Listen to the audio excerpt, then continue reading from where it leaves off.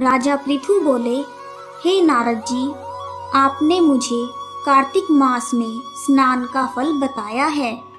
अब अन्य मासों में विधि विधान से स्नान करने की विधि, नियम और उद्यापन की विधि भी बताएं। देवर्षि नारद ने राजा पृथु की बात सुनकर कहा, हे राजन, आप भगवान श्री हरि विष्णु जी के अंश से उत्पन्न हुए हैं, अतः यह बात आपको ज्ञात है।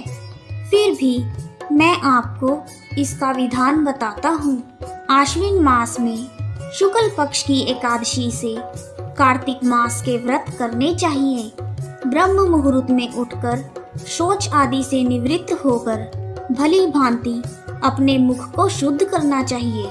मुख को शुद्ध करने के बाद स्नान करके फूल माला, चंदन और पान आदि पूजा की सामग्री लेकर श्रद्धा और भक्ति भाव से मंदिर में जाकर सभी देवी देवताओं की अर्घ्य तथा आचमन आदि वस्तुओं से पृथक पृथक पूजा करके प्रार्थना एवं प्रणाम करना चाहिए।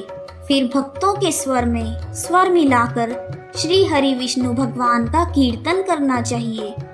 मंदिर में जो भक्त श्री हरि भगवान का कीर्तन करने आए हों, उनका फूल माला, चंदन तथा तांबूल आदि से पूजन करना चाहिए, क्योंकि मंदिरों में भगवान विष्णु को अपनी तपस्या, योग और दान द्वारा प्रसन्न किया जाता है। परंतु कलयुग में श्री हरि भगवान का गुणगान करने से ही विष्णु भगवान प्रसन्न हो जाते हैं। नारद जी ने राजा पृथु से कहा, हे राजन, एक बार मैंने भगवान श्री हरि से पूछा, हे प्रभु, आप सबसे अधिक कहाँ निवास करते हो?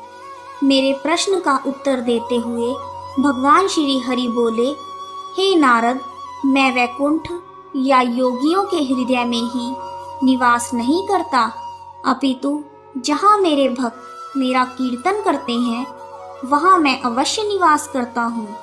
जो मनुष्य चंदन, माला आदि से मेरे भक्तों का पूजन करते हैं, उनसे मेरी ऐसी प्रीति होती है जैसा कि मेरे पूजन से भी नहीं हो सकती। इसके बाद नारद जी ने कहा, शिरीष, धतूरा, गिरजा, चमेली, केसर, कंदार और कटहल के फूलों तथा चावलों से भगवान विष्णु की पूजा नहीं करनी चाहिए। अड़हल, कंद, गिरीश, जूही, मालती और केवड़ा के पुष्पों से भगवान शंकर का पूजन नहीं करना चाहिए। जिन देवताओं की पूजा में जो फूल वर्जित हैं, उनसे उनका पूजन नहीं करना चाहिए। पूजन समाप्ति के बाद भगवान से क्षमा प्रार्थना अवश्य करनी चाहिए। हे सुरेश्वर, हे देवाधिदेव, ना तो मैं मंत्र जानती हूँ, ना क्रिया, मैं भक्ति से भी हीन हूँ। मैंने जैसे भी आपकी पूजा की है, कृपा करके उसे स्वीकार करें और मेरी मनोकामना को पूर्ण करें। श्री हरि विष्णु जी से ऐसी प्रार्थना करने के बाद साष्टांग प्रणाम करके भगवत कीर्तन करना चाहिए, श्री हरि की कथा सुननी चाहिए और प्रसाद ग्रहण करना चाहिए। जो मनुष्य विधि के अनुसार कार्तिक व्रत का अनुष्ठान करते हैं, वह जगत के सभी सुखों को भोगते हुए अंत में मुक्ति को प्राप्त करते हैं। कार्तिक महात्म्य का 5वां अध्याय पूर्ण हुआ।